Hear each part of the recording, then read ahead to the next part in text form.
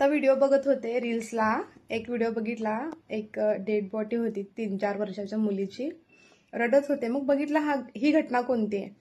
यूट्यूबला जाऊन सर्च केले, सगळे त्याचे डिटेल्स वगैरे आले, व्हिडिओ पण होते.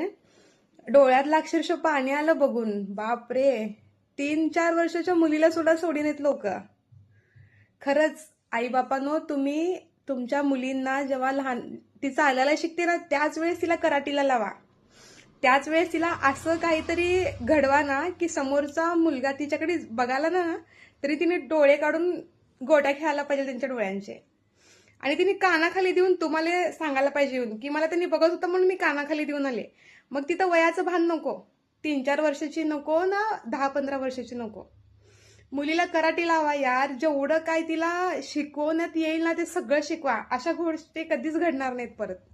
लहान लेकरू होतं ते.